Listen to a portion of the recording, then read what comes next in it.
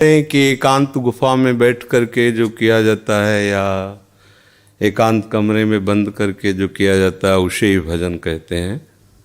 वो भी एक भजन का एक अंग है, पर उसे सांगोपांग भजन नहीं कहते। सांगोपांग भजन कहते हैं पहले ये स्वीकार करना है संपूर्ण सृष्टि श्री भगवान की है, इसे आस्तिकता कहते हैं और ये सत्य वस्तु है। वेद और उपनिषद जिस बात को प्रमाणित करते हैं वही बात प्रमाणित मानी जाती है। भगवान एकोहम बहुश्यामा, मैं एक बहुत रूपों में हो जाऊं, वो बहुत रूपों में खेल रहे हैं। आप उस सृष्टि में भेजे गए हैं अलग अलग सेवाओं के लिए। कोई डॉक्टर है, कोई मास्टर है, विविध प्रकार के अभिनय करके हमको अपने स्वामी से इनाम लेना है। किसी को वैरागी का अनुभव एक अभिनय है, किसी का रागी का अभिनय है, लेकिन सबका एक अब स्वांग दिया गया है। अपने स्वांग को ठीक से निभा लो तो इस माया प्रपंच से मुक्त हो जाओगे, इनाम मिलेगा। अगर तुम मास्टर हो तो बच्चे में भगवत भावना करके और शिक्षा रूपी भजन उसको दीजिए। जो जिस क्लास की शिक्षा ईमानदारी से आपके अंदर यही हो कि हे प्रभु, आप बालक रूप से हमारे सामने आए हो, मैं आपको शिक्षक रूप से शिक्षा दूंगी। और उस समय यदि भगवत भाव रहा तो आपने जितने घंटे बालकों को पढ़ाया वो भजन ही है, उससे बिलग नहीं। एक युद्ध क्षेत्र में खड़ा हुआ सूरवीर सामने के सैनिकों की गर्दन उतारता है अपने देश रक्षा के लिए, उसका वो भजन ही है, भजन से कम नहीं है, क्योंकि अपने धर्म के लिए वो युद्ध में वार कर रहा है। अधर्म से किया हुआ हर कार्य निष्फल है और धर्म के लिए किया हुआ हर कार्य भजन है, क्योंकि सृष्टि भगवान की है। अगर एक केवल मान लिया जाएगा कि माला चलाना इतना ही भजन है तो वो भजन के सर्वरूप को नहीं जानता है। अगर ऐसा ही हो तो अर्जुन जी कह रहे हैं श्री भगवान से कि मैं संन्यास लेकर के विरक्त होकर मांग कर खाऊंगा, पर मैं युद्ध नहीं करूंगा क्योंकि इसमें हिंसा होती है। और श्री भगवान कह रहे हैं कि नहीं, तुझे युद्ध करना ही होगा।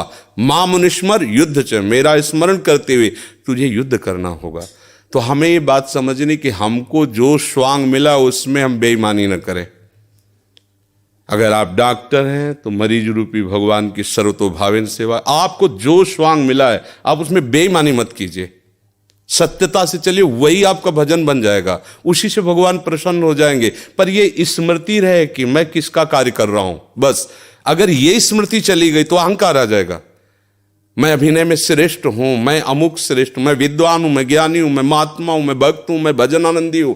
किसी भी बात का अभिमान आ जाना उपासना की वृत्ति का नाश हो जाना है।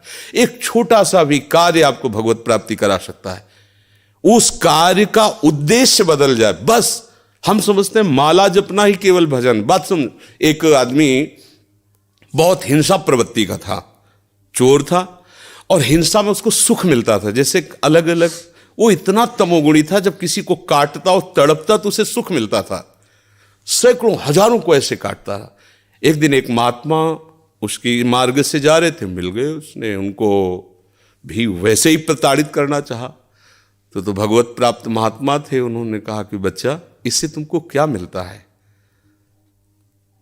तो संतों के दर्शन से, संभाषण से अंतःकरण की मलिनता का नाश होता है। यदि अभिमान त्याग कर संतों के पास जाया जाए तो एक एक कदम यज्ञ के समान होता है। संत दरस को चालिए तज माया अभिमान। जो भगवान में वास्तविक रमण करने वाले महापुरुष हैं, उनका प्रभाव होता है। उस पापात्मा जीव की हिम्मत नहीं हो रही थी उनकी तरफ देखने की। उनका बेटा तुम ये सब क्यों करते हो? तो उन्होंने कहा सुख के लिए करता हूँ, संपत्ति छीनता हूँ, मारता हूँ। इसे बोले अभी तुम सुख की पहचान ही नहीं जानते हो, किसे सुख कहते हैं? तो उनका फिर मुझे बताइए आप सुख किसे कहते हैं? तो बोले हमारी बात तुम्हें तभी समझ में आएगी तब तुम निष्पाप हो गए, क्योंकि पापवंत कर सहज स्वभाव भजन मोहिते ही भावन।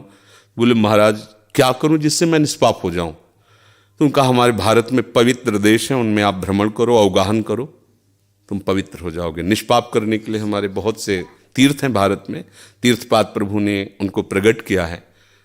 तो महाराज हम कब जानेंगे पवित्र हो गए? तो सिद्ध महापुरुष थे, उन्होंने एक शुष्क लकड़ी दी, सूखी हुई लकड़ी दी, कहा इसे ले जाओ, और जब ये हरी होने लगे, इसमें किनगा आने लगे, तो तुम समझ लेना तुम निष्पाप हो गए।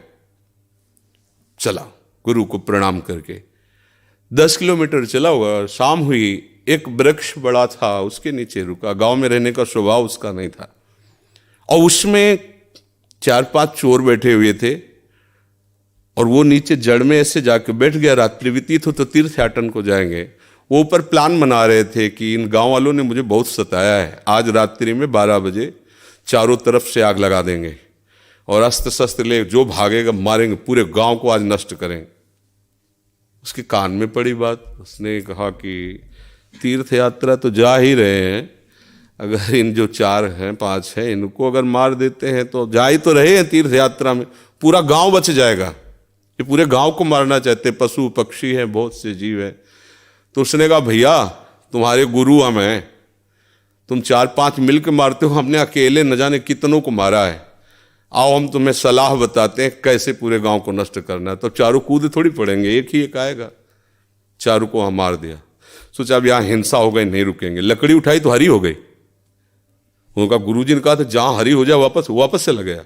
वहाँ गया संत भगवान को। संत ने कहा हम जानते थे कि तुम ऐसे स्वभाव वाले हो कि तुम्हें तीर्थ यात्रा सुहाएगी नहीं, वापस आ गए। तो उनका भगवान आपकी आज्ञा पर, आपने कहा था हरी हो, देखो हरी हो गई। तो बोले कौन से तीर्थ में? बोले तीर्थ लेके आ, 4 को और मार दिया है।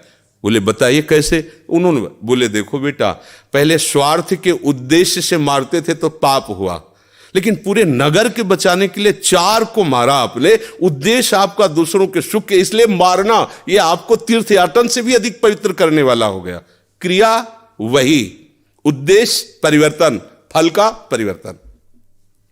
यदि हम सब अपने धर्म से चले, अपने कर्तव्य को भगवान की पूजा माने, तो जो जहां है उसको अलग से कोई मार्ग चयन नहीं करना, वही भगवान की प्रसन्नता के लिए करे, उसको वही भगवान की कृपा की प्राप्ति होगी।